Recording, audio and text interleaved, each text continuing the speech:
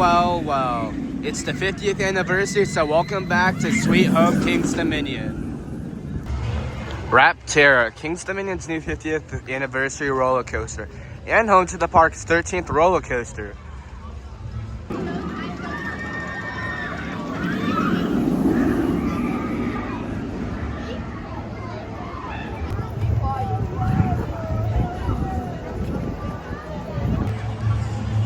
Lockers. Rapterra has lockers.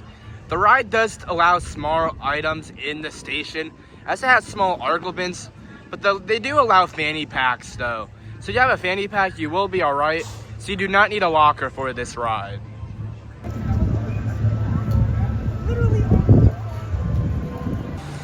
So far in the park this season, here's a new view. Anaconda is officially gone. I will not miss that ride, as it was a pain and gave me an ear bleed one time. But that's a story for another day. Look at this view of Lake Charles. It's great to see they preserved the lake. It really opens up the view. You can see more of the water park. You can see more of Racer 75 out in the distance. And one thing to note is that they really did a good job covering it all up, because you can't tell a coaster used to be here, but a little bit of remnants of the Anaconda still remain. You can see some of the concrete structures that held the queue line, so a bit of Anaconda is still here in memory. A new addition though to King's Dominion is you can get a whole new view for park goers of the legendary Intimidator 305 or Pantherian. We're over by the Chicken Shack, and we're in one of the corners over on Lake Charles, and you can see a good view of the trains. The train looks to be a dark blue / light blue, so I'm assuming the other train will probably be like a brown, since it would match the Way Foundation colors scheme. And plus, they already have orange on the track and black supports, and then 2 red supports, so it only makes sense. This year in 2025, King's Dominion received more food upgrades. One of the upgrades is being the Chicken Shack. This used to be one of the worst restaurants in the park. I have yet to try it and probably never will, since Grain and Grill is my go-to. So let's go take a look and see how it is on the inside.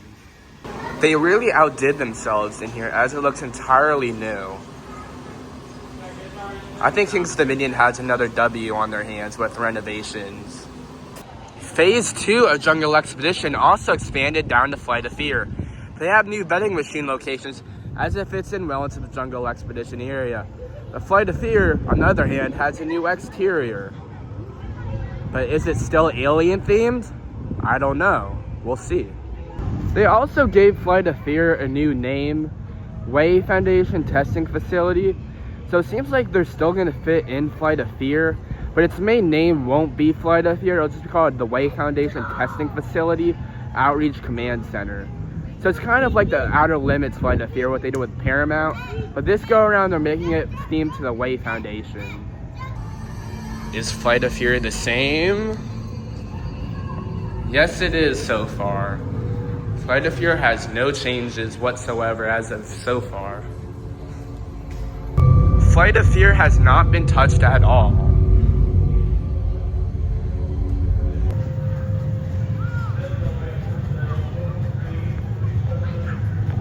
Well, Pantherian is still closed. It has a temporary delay in opening until early summer due to theming. My best guess for theming is it'll be some type of immersive theming. I wouldn't say it'd be a VR like what some roller coasters have, as I do not see King's Dominion doing that. But I do see them doing immense immersive theming throughout the ride experience and queue. So we'll just have to wait and see on that. I'll post updates of what goes on down here throughout the season, so we'll have to wait and see. We're down at Rapterra's little observatory, and it is really unique.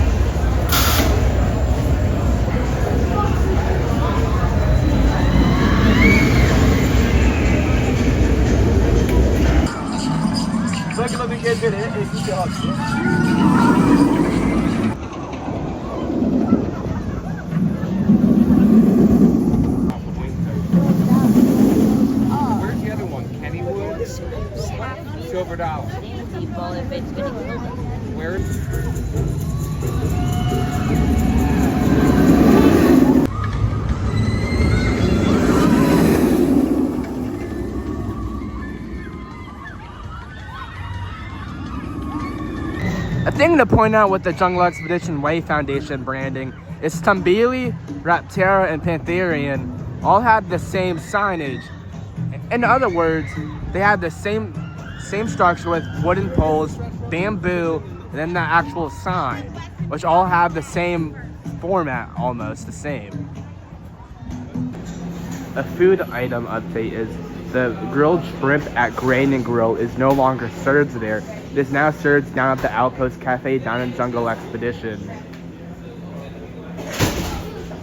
If you come into Victoria's Pizza, you'll notice there's more fencing up. And this is why. They're adding an outdoor patio. This is gonna be a rooftop bar, apparently.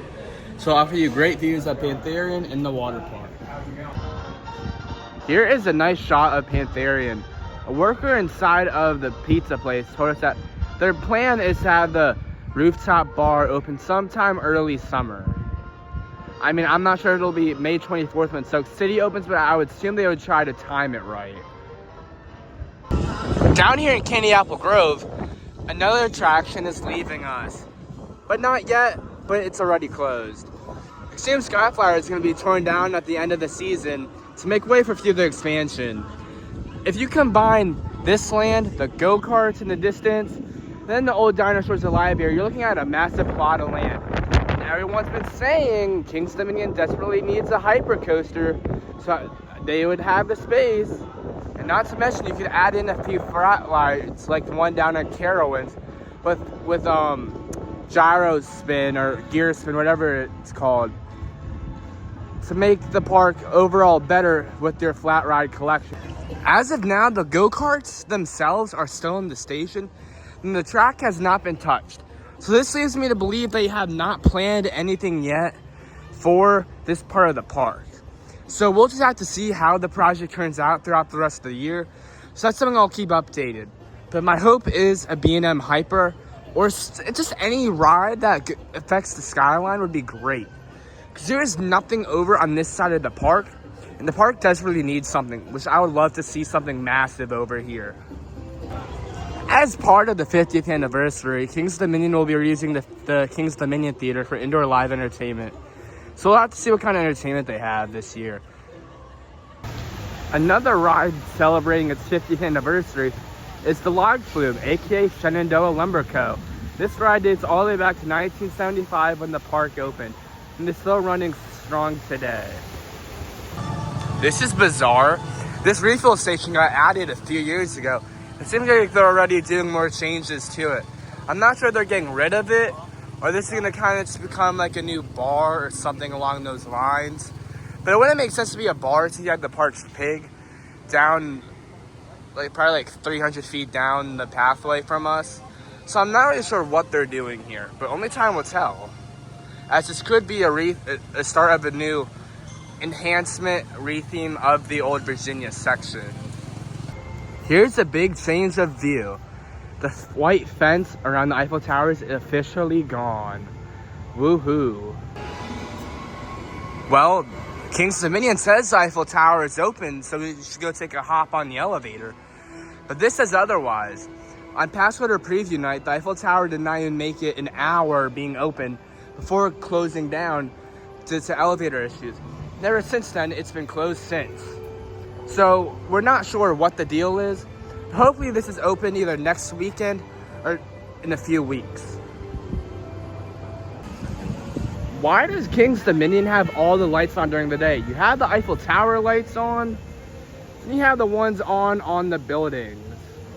Like, what's the deal? Like, if we're in debt, why would we have all the lights on? But one thing to note is, look, you can see the buildings in one view. You don't have any obstruction from the trees. And King's Dominion is repainting the stage for the 50th celebration. One thing to note is that the stage looks completely identical to what it was for Grand Carnival and Halloween Haunt.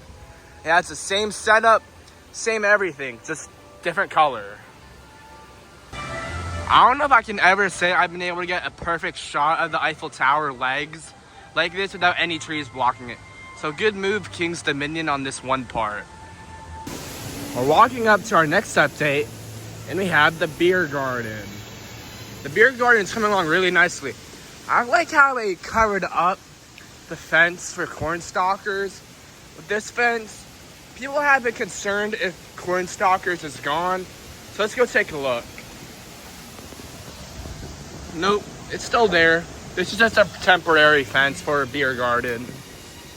Then for context, you can kind of see what they're going to be selling here, beer-wise. I'm not sure these are good beers because I've never drank it and I don't plan on it. So I'm not sure if these are good or not, but hopefully for people that do, this is a good place. Then on top of that, we also have a major Coca-Cola refresh station. This is really ideal because we do not have a major refresh station on International Street. You only had a small one at the front of the park. That always had a long line. Now we can say we have one like Kings Island with the Eiffel Tower. I have a Coke refresh station under there. But ours is over at Beer Garden.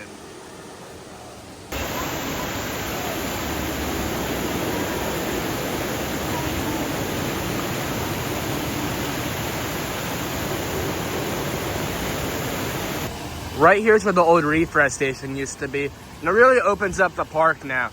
Because you can see the King's Dominion sign. Like you can get a perfect shot. You can also get a perfect shot down the fountain towards the Eiffel Tower. So it really adds to that wow that International Street really has. Border Burrito is officially gone. Now we have Funnel Cake Kitchen. It doesn't seem fully done yet, as it still has some burrito sign or some Mexican theming on the doors. This probably still has some ways to go. And one thing to point out is that throughout International Street, they have flags all over the buildings to kind of give it that theme. And all of International Street of this side is closed as we're doing remodeling. As you can see, they have more flags to tell you what kind of themed area of International Street you are in. Alright, we're up to our next adventure. Oh wow, look at Dominator. You can see all of Dominator. That is insane. That is such an amazing view. You've never been able to see Dominator like this.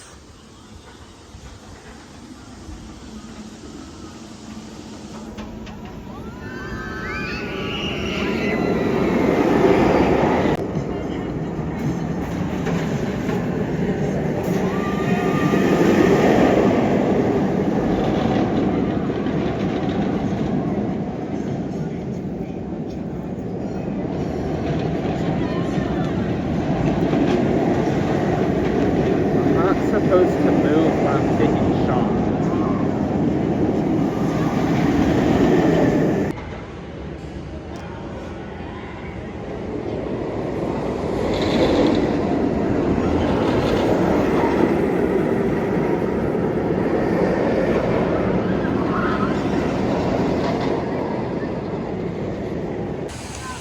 Looks like they're going to be giving the Coca-Cola Pizza Parlor a new refresh, like what they did with Victoria's Pizza down in Candy Apple Grove. And also on the second part of the left side of International Street, they also have this closed. They're doing something called King's Collections. People are saying it's going to be like a museum of the park's history, while also being a new merchandise shop. But at the moment, we're unsure of what it is. But there's permits right up here saying what it might be.